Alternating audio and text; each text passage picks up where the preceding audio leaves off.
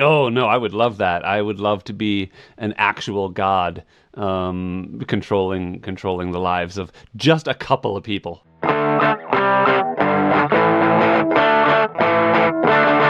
And welcome back to another episode of Exposing Ourselves. I'm Travis Ritchie, and this is episode 45. This is the show where we expose each other to new things. Matt, a big music fan, will assign me one of his favorite music artists to listen to each week, and I, a movie buff, will give him one of my favorite films, and we come together on this podcast to discuss it all. And with me, as always, is my very good friend... Matt Runquist. Hey, Travis. This week, I watched the movie Dredd, and you traveled to Phoenix, No, that's not right. You listened to the band Phoenix. Oh, or I befriended Fox the Phoenix from, Dumbledore's pet. Right? Wasn't his name Fox? I don't know. Phoenix? You don't know? Wait, have you not seen Harry Potter? I've read the books, but I don't remember the Phoenix having a name. Wait, you've only read the books? I saw some of the movies for sure. I'm not sure which ones. Oh my goodness. We might have a project in store for us. Nah, I have no idea which ones. Oh, okay. Well, we'll just have to watch all of them, I guess. So how was your... that face. How was your week, my friend? Well, not great, Travis. Uh-oh. Not great at all. Yeah, my two male greyhounds got into a bit of a tiff in the backyard a couple of days ago. And ordinarily, when they're getting rowdy, we will muzzle them, but we hadn't. And Pierre got a hold of Bonehead's ear, and long story short, Bonehead is adorable now, but his ears no longer match. So. Oh no. Yeah, but you know what? He's doing really, really well. He's only about 48 hours after surgery right now, and he's already eating normally. He's obviously got an Elizabethan collar on, which is hilarious because greyhounds have to wear comically large Elizabethan collars because their noses are so long. Oh yeah. So it goes like 2 feet out from their face, from their neck. It's really ridiculous. But so it's been a tough couple of days here. Not awesome. And then, I hate to bring this up on the podcast, but a sense of death and foreboding pervades my group. I have a friend here in Milwaukee who was recently diagnosed with pretty significant cancer, like metastatic cancer. No. I have a friend acquaintance, which is to say somebody I used to know but haven't talked to in like a decade, whose wife died, age 40.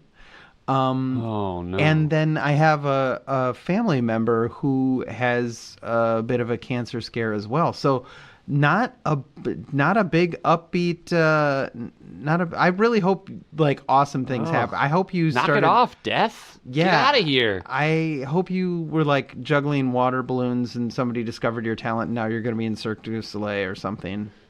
Oh, I wish I had any skill with water balloons whatsoever, but I have some skill with water balloons. There's just the one, really, but yeah. I mean, yeah. How did you know about that? The internet is a wild place, man. I didn't think I told anybody about that, but I'm sorry to hear that, my friend. It's rough, and that's.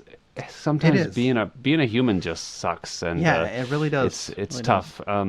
But we do our best to deal with it and mitigate it. And this, I've always said that life is all about. It's not about the things that happen to us. It's about how we react to them. Mm-hmm. And hopefully, I don't. How do you? I mean, how do you react to losing someone close to you or being diagnosed with cancer? But yeah. It was all a lot. It was a lot this week. Yeah, so at least we've got a nice upbeat movie in Judge Dredd. Yes, well, that's something I was going to talk about. But before that, I mean, my news is not. I haven't done a whole lot this week outside the norm. I worked a lot. I did another week of training at the new job over the weekend, so it was just long days and long days. Mm-hmm. But the big news is that my book is coming out tomorrow. Oh my gosh.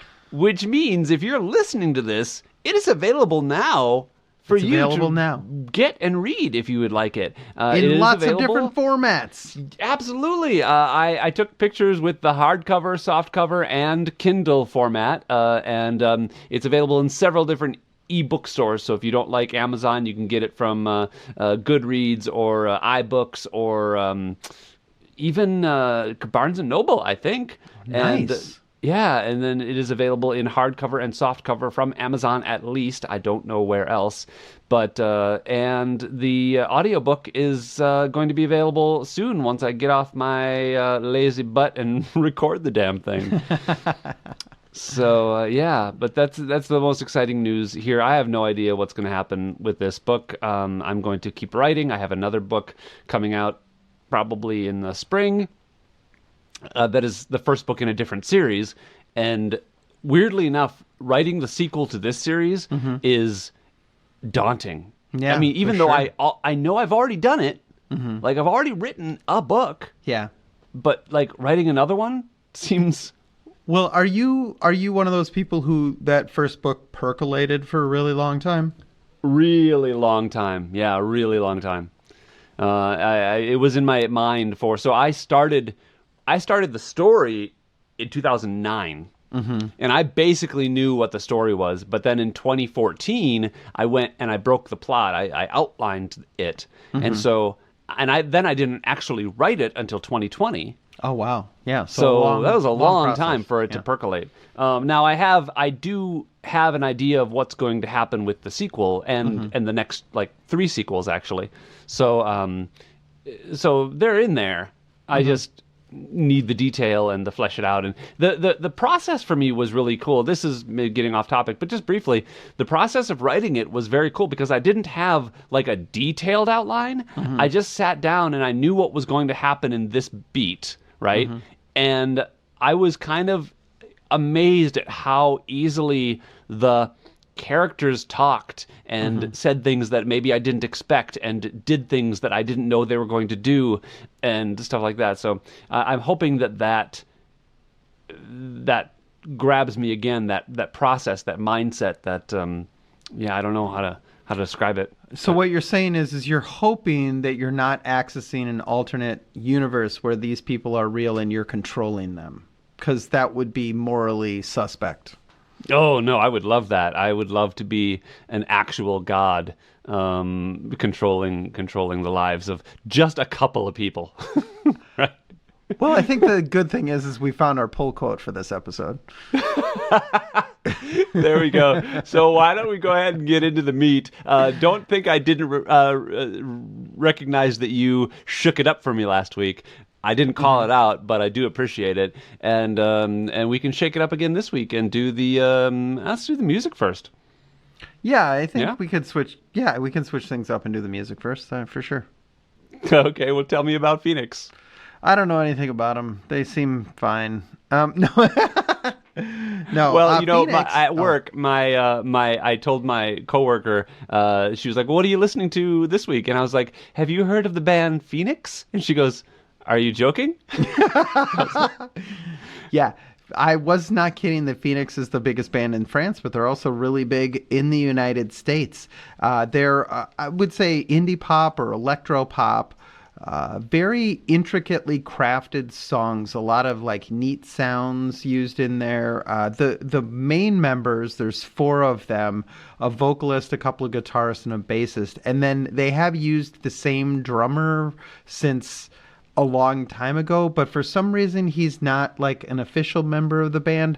I don't know how these things work, but what I do know is that this is really fun, upbeat music, and I really like it. This album that I gave you, and I said last week it was their big breakthrough, but I wasn't sure if it was their debut. It is actually not their debut. It's their 4th album, but I gave you the album Wolfgang Amadeus Phoenix with one notable subtraction. You might have noticed there's a song on there called Love Like a Sunset Part 2. There was originally a Love Like a Sunset Part 1, but you didn't have to listen to it because it was boring. I actually quite like it, but you wouldn't have. And so I removed it. This is a really short album, however. It's only 29-ish minutes, I think, for the playlist. So I would imagine you probably listened to it 4 times this week. Yeah, would you? So I did actually take that challenge on and listened to it. I think about 4 times through, and just kind of let it repeat. Yeah, and I'll tell you. So first of all, the same girl from work who accused me of making up that I didn't know this band, actually had one of their songs in her wedding playlist. Nice. Yeah, so that was neat. And then I had you smartly cut out a whole bit that I had last week about Listomania being familiar to me, and I thought it was something we'd already listened to, or somehow, and we searched for it and couldn't find it because what I was familiar with was this song from this album. I just I didn't remember being familiar with it, and I don't know what it was in. I'm sure it was in in some movie, and this music is about 15 years old, 14 years old, something like that. I think this album came out in 2009. Yeah, that's about right. It feels very 2000s, right? This age where we're getting away from the angst. What is the angsty?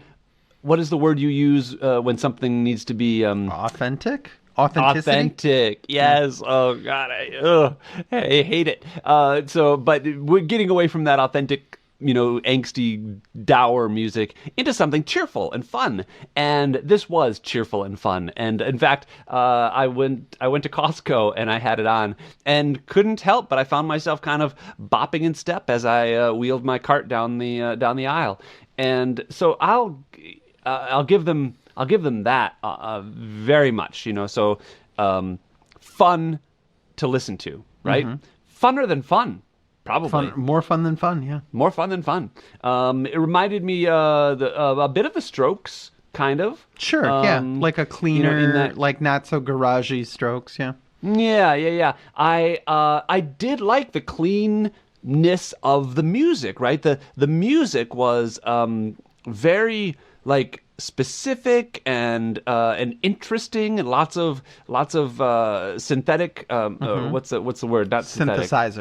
Synthesizers and electronic music, stuff like that, and I enjoyed that because it was sounds that were cool and fun and interesting and not unpleasant but new, right? So that was interesting to experience. What else did I really like? There's some variety, so there it's not like every song sounded the same, which was really nice for a album to have that kind of variety in it. It wasn't quite the same variety that I'm really liking from my favorites, like if you listen to River of Dreams or I don't know, Made in England or something like that. There's a little more variety on those than you get here, but it's certainly not the same sound for every song. Yeah, which I really liked. I'm trying to say as many good things as I can before I read them a little bit, and because the reads that I have are not horrible, right?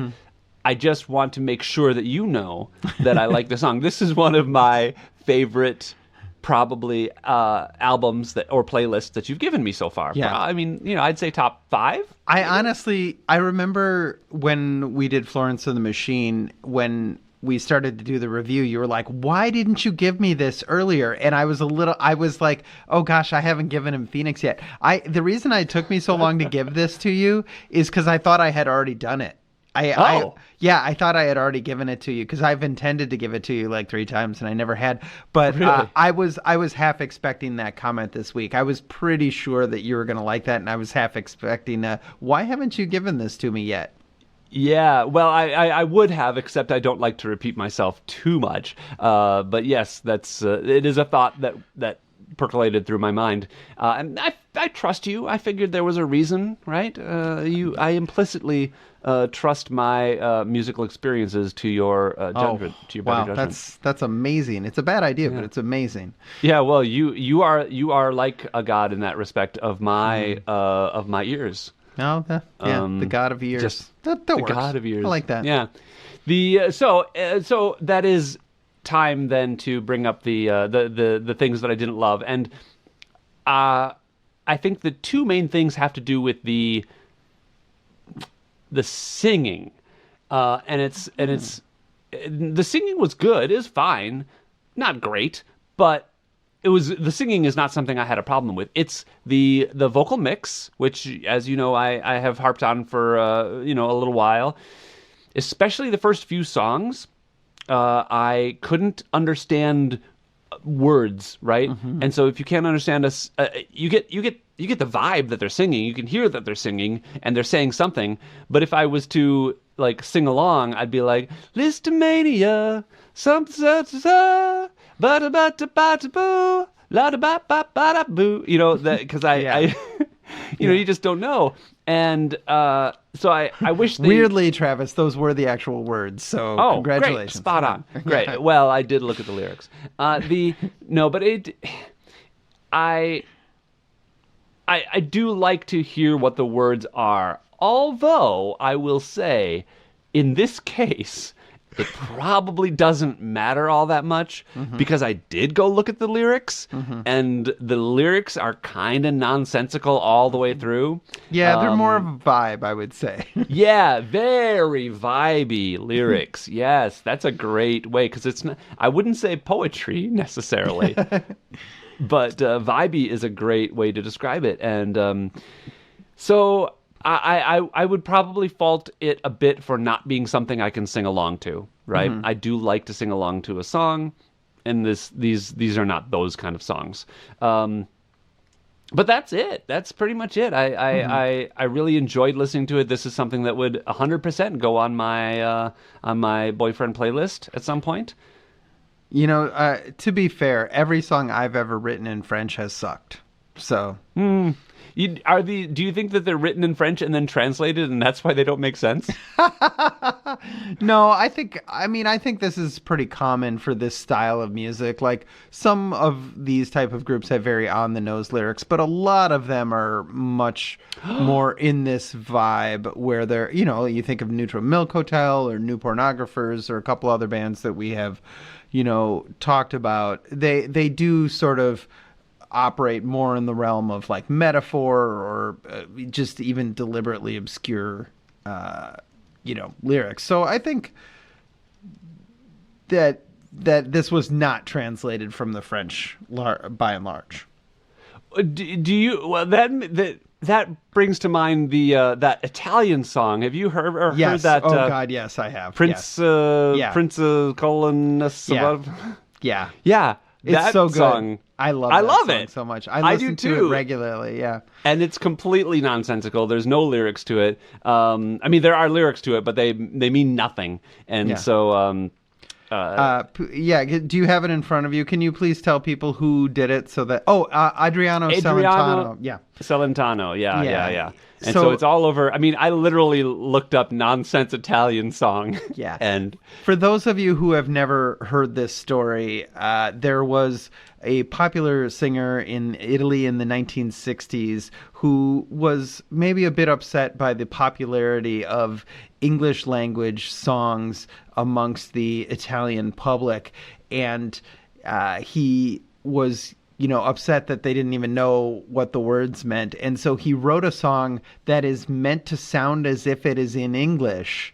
And it does sound like it's in English, but everything is nonsense words, and it's fantastic. There's a couple of appearances on TV shows that have fantastic choreography. They really went all out for this song, and it is wild, man. But I'm not going to try highly recommend. It's a joy to experience. Yeah.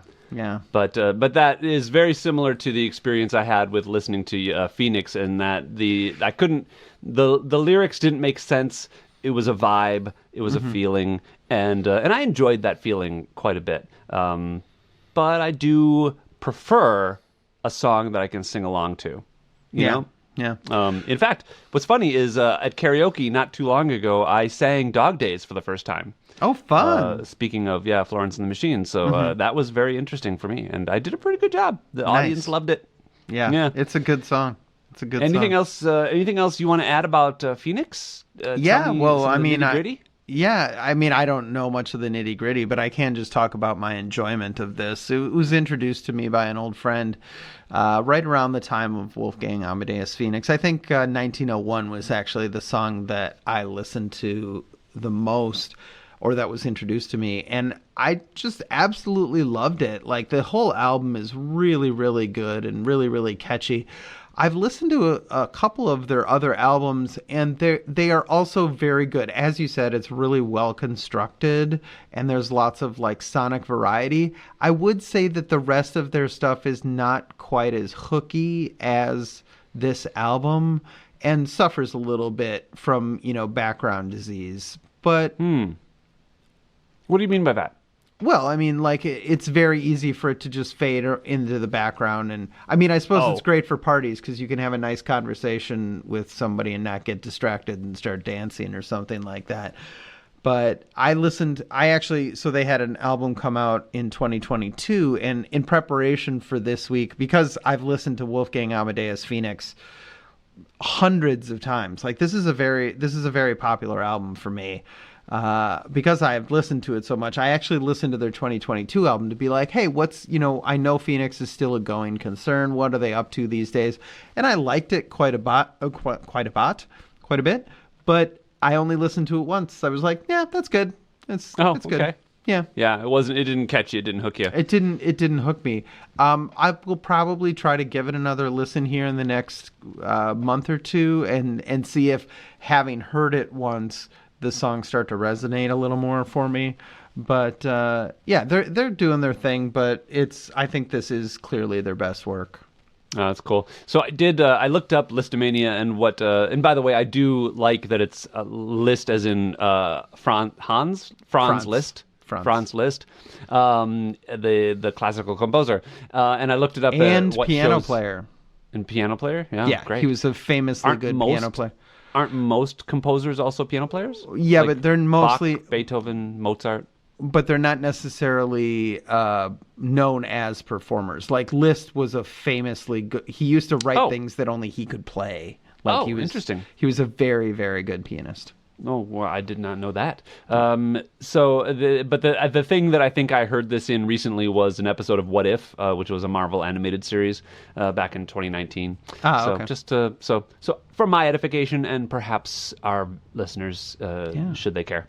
But yeah, man, I'm gonna give this. Or do you want to ask me what I'm gonna give it first? Because I jumped on your. Yeah, you did jump on asking. it a little bit. I do enjoy asking. I'm a big one for consent. Travis, what do you give this album? What do you rate it? I went back and forth because I think I started with the potential for this to be a 10. Wow. Yeah. That instant dopamine hit you get from something that just sparks joy in your head, in your ears, was there. But on my subsequent listenings, I think I got a little frustrated about the issues that I've raised, and I think it's going to be an 8 for me. So very good, very good. Probably one of my best ratings for music, but not the best. Yeah, it really breaks through that 7 barrier for you. I've compiled all of our ratings, and you're like, when you like something in the musical world, you typically give it a 7. So for this to be above a 7. It really says something. I like that. It breaks through the 7 barrier. That's barrier. You should write a song about that. You write a song, I'll sing it. Breaks through the 7 barrier. Have been in fact. Okay, let me give my rating first. Let me give my rating first. How about you? I give this a 9. I love it. I've listened to it over and over and over again, but it's not quite a 10 for me. Okay. Yeah. So that's that. What I was going to say is I have been working on a song for you, but it's not about the 7 barrier. Well, not yet. I mean, that's a different. We can have more than one song. Yeah, we'll talk about it offline, but it's coming. I think I actually might like you to take a stab at the lyrics, but we'll see. Okay. So hopefully in a month or two, y'all, we can debut Travis's new song or Panko Stanko featuring Travis Ritchie or whatever. Maybe I might have some time over the Christmas season. So Yeah. But before we move on, I do want to ask a question. Is there a band or song that you think is very, very close to this? Because I struggled thinking of like I had several in my head that were like, I feel like I know this vibe really well from the 2000s. Yeah, I mean, it's kind of in that, in that same vein of like dance indie, right? Right. I felt like I would have heard it in 500 Days of Summer or something like that, Yeah, but I don't know exactly who I would point out as like this is the one that I would compare it to. Well, perhaps our listeners can chime in and let me know by writing into exposingourselvespodcast@gmail.com or finding us on our Facebook page, which is just Exposing Ourselves, and let me know what songs you think closely compare to especially this album from Phoenix, because I'm very curious. You know what's funny, Travis, is the thing that immediately pops into my head is like dance indie is the one album that you, or the one band of ours that you have truly despised, which is LCD Sound System. But they're very much in that dance indie thing, but I think they're much too repetitive for you. Like that's one thing that Phoenix does really well is it's all very dancey and upbeat, but they don't just sit and groove on a single thing for a really long time. So. Yeah. All right. Well, I'm looking forward to knowing more about related bands and kind of what I like, I suppose. Yeah. So great. Moving on. Yeah. Let's move on. Travis, tell me about Dredd. Don't tell me about Judge Dredd. Just tell me about Dredd. Oh, I won't, because I feel like I'm going to save Judge Dredd for another time. But Judge Dredd, for your history, is a comic book series that was from I want to say the 90s or even late 80s. There was a 1995 film called Judge Dredd that was that starred not Arnold Schwarzenegger. Sylvester Stallone, and as his sidekick, Rob Schneider, which was...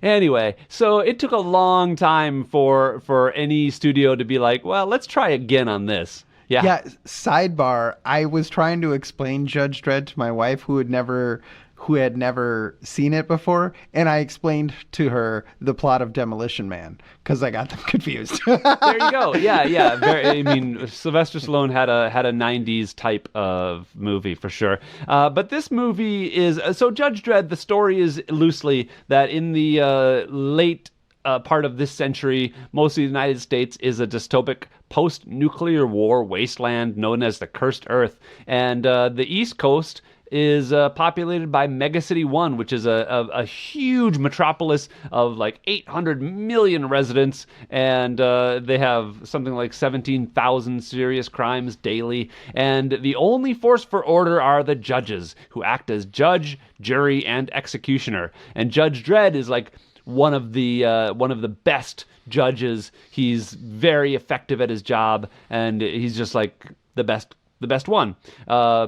It is a very violent movie. There's tons of killing and shooting and that kind of thing. But I don't know. It's a little silly, almost in a way. Not wacky or anything like that. But it's far enough from reality that you don't. I don't know. I didn't really take it seriously. But it stars Karl Urban as Dredd, and what was interesting is he only took the job when he, if they allowed him to never take off his helmet, because in the comic, Dredd never takes off his helmet, and so Karl Urban was like, "No, I'm not going to do it." He has an assistant judge that is like a judge in training who's with him, and that's played by Olivia Thirlby. And she's really good. And as I mentioned last week, Lena Headey plays the villain, who is a drug kingpin, basically, that lives at the top of this tower building that houses, hundreds and hundreds and hundreds of people. And so Dredd and his assistant get caught in the building investigating something. I don't even remember what, but they have to make their way to the top where this bad guy lives, and it's very much like tower heist, or or it's a video game essentially where you have to go up the levels, and it gets harder and harder. But I really enjoyed it, man. I thought it as an action movie, it was really well done. I think everybody took it very seriously, which I really appreciate in action movies. And I'm interested to hear your thoughts. Yeah, so first of all, I actually remembered something that you didn't, which is that the crime that they are investigating is the Mama gang kills 3 people at the beginning who are trying to steal from the gang or take over some of their turf or something like that. Mm-hmm. So yeah, this was interesting. It was really well done. I agree with almost everything you've said about the movie and about the approach to this movie. I think it is, especially with the failure of the 90s Judge Dredd, which was much campier. Hi, Roy Schneider. Rob Schneider. Whatever. Oh, Roy Scheider, Rob Schneider. Yes, thank you. Yes. That has always confused me. Anyways, but yeah, they take it seriously, and I think that was the right approach. I do love Lena Headey. I really like Karl Urban, although I wouldn't have known it at the time of this movie, but I really enjoy him in The Boys. He's a lot of fun to watch. Yeah. Also, a young Donald Gleason, who we've come across a couple times. He was in Ex Machina, and he plays like Mama's cybersecurity guy. Oh yeah, that's where I knew that guy from. Yeah. So that was a very interesting thing to see him kind of do this as an early, really meaty role. Yeah, I liked this. There is a lot to enjoy. The action, I think, is really well done. There's very little of the action that's confusing. And more importantly for me, there's very little of the action that makes me go, come on, really? There was one sequence where I did that, but I'm not going to harp on it. I'm just going to say the sequence where they shoot out an entire floor of the building and Judge Dredd outruns a chain gun for a minute, that stretches credulity. A little bit, yeah. Quite a bit. But I'm going to give them that one because most of the rest of it is relatively grounded in, you talk to your gun and it changes ammo instantly. Sure, right? It's a super your gun in 50 years from now is locked to your ID so that someone else can't fire it at you. It's a super good gun. I spotted that ahead of time, by the way. When that happened, I was like, they're not going to be able to steal his gun. That's ridiculous. But he can steal other judges' ammo, though. That's true. He can steal their ammo, which is good. I did like that he wasn't invulnerable. He does get injured during the course of the movie, and has to kind of keep going. I also like the when you watch movies where there's some new designer drug, I'm thinking like RoboCop 2, which you haven't seen, and or something else. It's what the drug does and what it is and how it's portrayed is done in a number of different ways. In this movie, the drug is called slow-mo, and they actually do a really good job of showing you how it affects a person. So basically, when they take it, the world seems to slow down for them, and it gets all glittery and sparkly. And one of the ways it's used as a kind of a torture device is by giving those guys you mentioned at the beginning, who the Mama killed, by dropping them off of the top of the tower, into the inside of the tower, like it's a courtyard, but giving them slow-mo first. So to them, it seemed like they were falling for ever, until they actually died. Yeah, no, I thought that was really well done. The way that you learn about that is sort of natural through the flow of the movie. And the fact that it is important that this is the way the drug works, I think, is good, right? That it's not just incidental to the plot. That's really good. I really liked the dynamic between Dredd and his trainee. It's not really a trainee situation. She's fully trained, and this is supposed to be a test of her field capability. Oh yeah.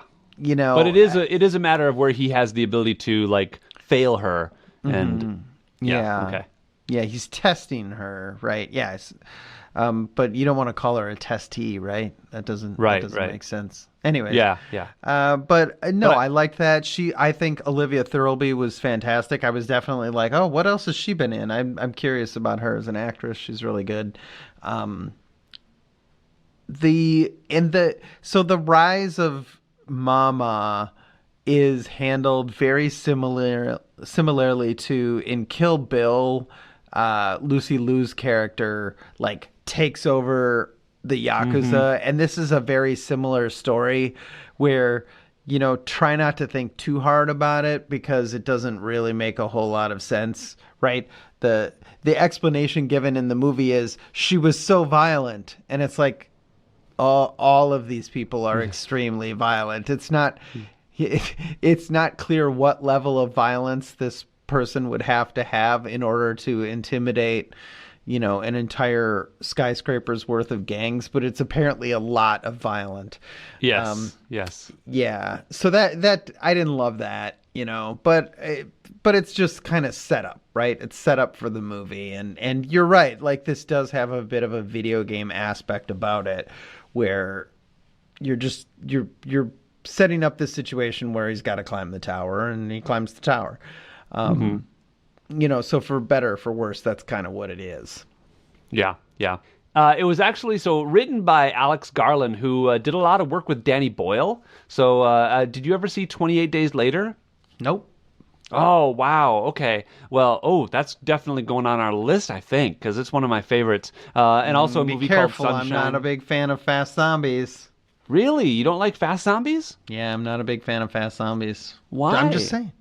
It's kind of the first fast zombie movie. Because zombies are slow. That's why. But what if? Okay. Well, what if they were fast? We'll talk about that. But what if? Hear me out. They were fast. Yeah. What if vampires sparkled? Yeah. No. Bad Twilight. So, but it was also directed by a guy who I have an affinity for, simply because his name is Pete Travis, and but Pete Travis has not done a whole heck of a lot, which is kind of strange to me. Like I'm looking at his reel, and I think he's done only 3 films. Yeah. He did Vantage Point, then did Dredd 4 years after that, and then did City of Tiny Lights 4 years after that.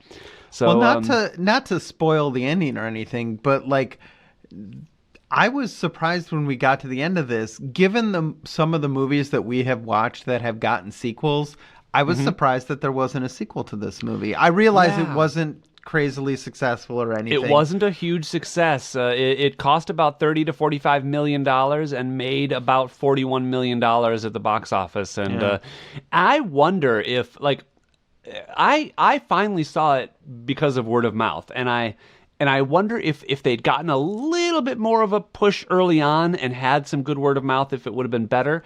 But I personally avoided it because the first movie was so, I don't know, mediocre, and so I didn't care to see another Dredd movie. It's not a super well known IP, but and I do have some issues with the world building, right? It does sort of subscribe to that like really nihilistic future is a wasteland type of thing that I'm not super duper into most of the time. I like it in Mad Max, but most of the time it feels very like, oh, stuff happens because we wanted it to happen that way. And I'll do one specific thing. I'm not going to harp on this entirely, but like there's this city that has hundreds of millions of people on the eastern seaboard, and then like nothing for some arbitrary. I mean, presumably there are other megacities since this is called Megacity 1. Maybe there's like Megacity 2 around Chicago and Megacity 3 about around LA or something. But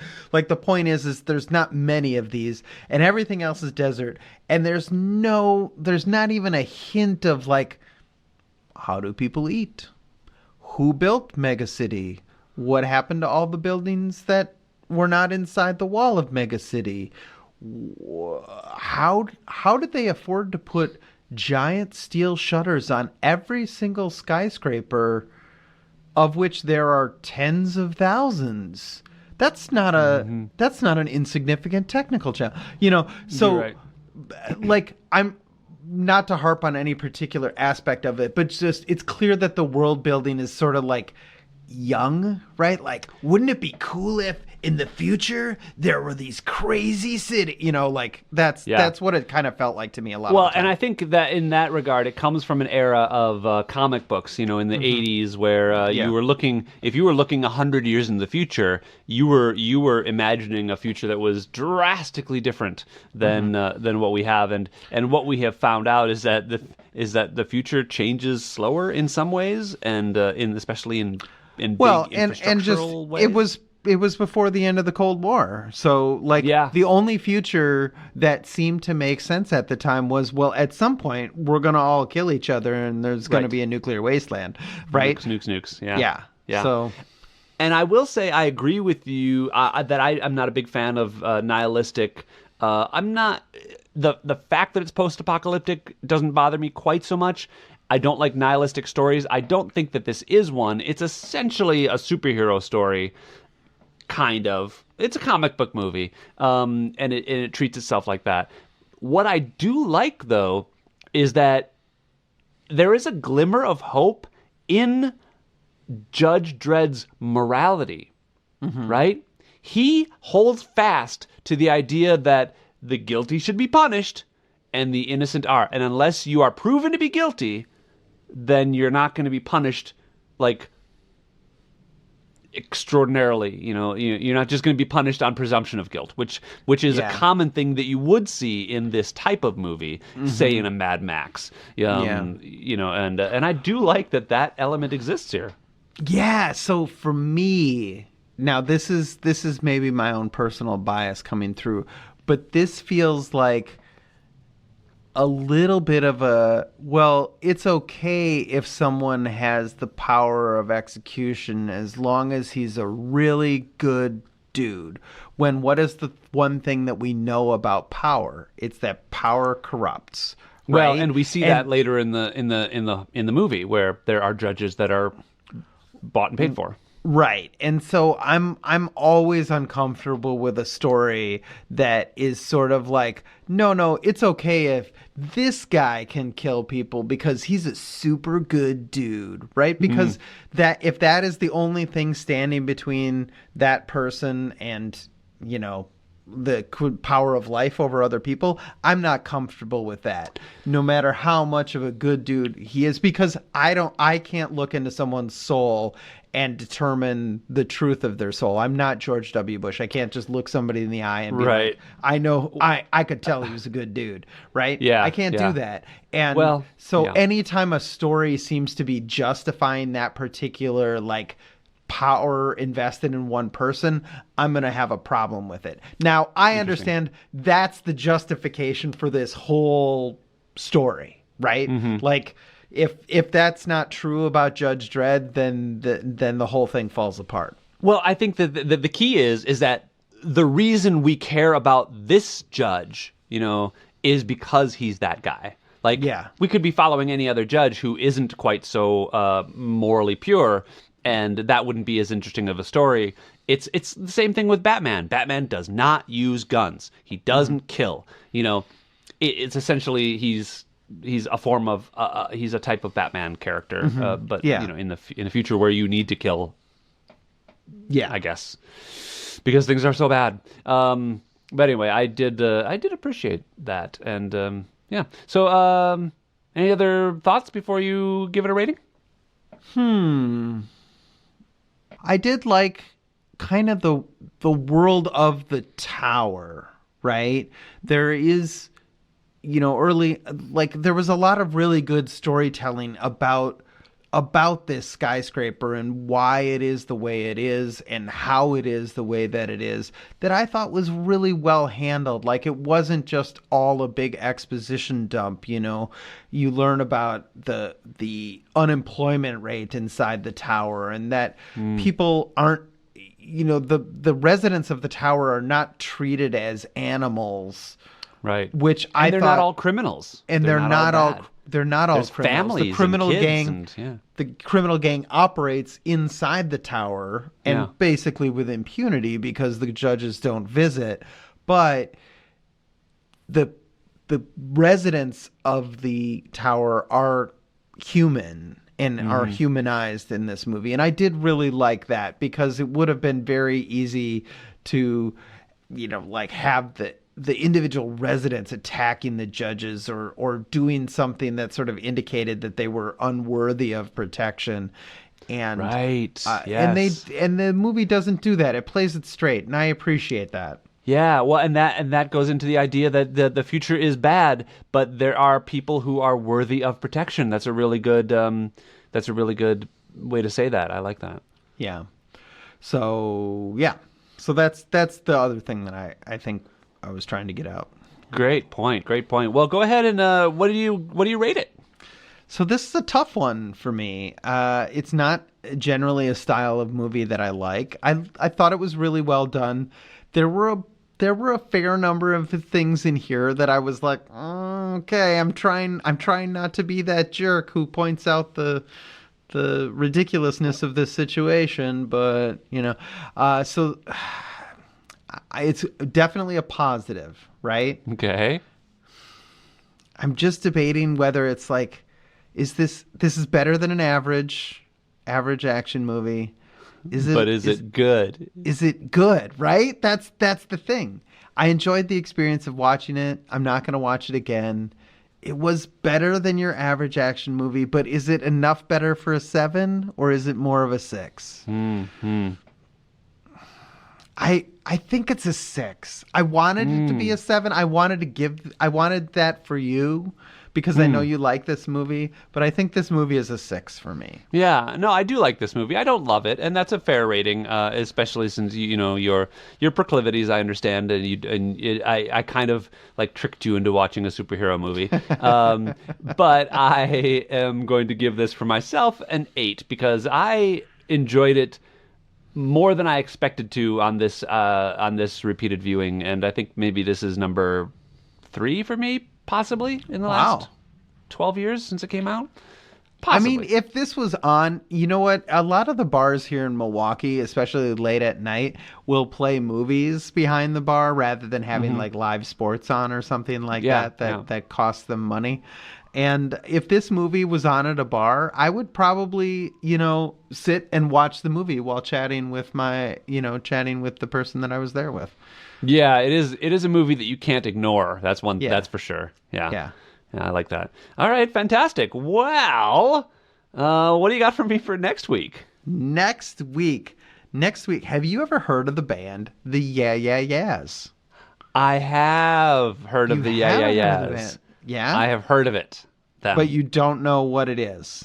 I could not tell you a song by the Yeah Yeah Yeahs, and I'm probably not familiar with their music. You might be. They had a couple of pretty big hits, so you might be familiar with one or two of these. So I put together a playlist of a bunch of their songs. They are kind of in the same genre that we've been exploring a lot lately, this sort of 2000s indie alternative. They came out of that New York scene that the Strokes and Interpol came out of, and they're led by their lead singer is a woman whose name escapes me right now, and they're actually a 3-piece that's just her, a guitarist, and a drummer, and they produce some really, really good stuff that I think you'll quite like. I'm hopeful. I'm hopeful that you'll like this. I think you will. She's got a pretty great voice. The lyrics are usually pretty understandable, and it's good. It's good. So yeah, Great. yeah, yes. Yeah, yeah, yes. I'm excited. Yeah, yeah, yeah. All right. So for you, I've got a comedy because you've asked for more comedy. And I'm going to give you, this is kind of a dry comedy. I'm going to give you the movie Thank You for Smoking from 2005. And it's a satirical black comedy, really, is what they call it. But it is, I believe, the first movie from Jason Reitman, the son of Ivan Reitman, who directed my favorite film, Ghostbusters. And so there's a lot of really fun stuff. And there are things in this movie that I quote to this day. And we'll talk about those when we talk about the movie. But as I said, directed by Jason Reitman and starring Aaron Eckhart, and it's got a slew of other famous faces in it you'll recognize, from Rob Lowe to William H. Macy, J.K. Simmons, Robert Duvall, Adam Brody, Katie Holmes. It's full of people. And that's, I think, all I want to tell you. I was an extra on this movie, so wow. I don't know, when they were filming it. So I don't know if that counts for anything, but yeah. Yeah, well, it makes me want to see it even more. All right, well, there we go. I'll tell you a story about filming this when we talk next week. Awesome. Well, Travis, I just want you to know that the God of Ears is still a God, and I really appreciate you exposing yourself to me. Oh, thank you for exposing yourself to me. You got it, man.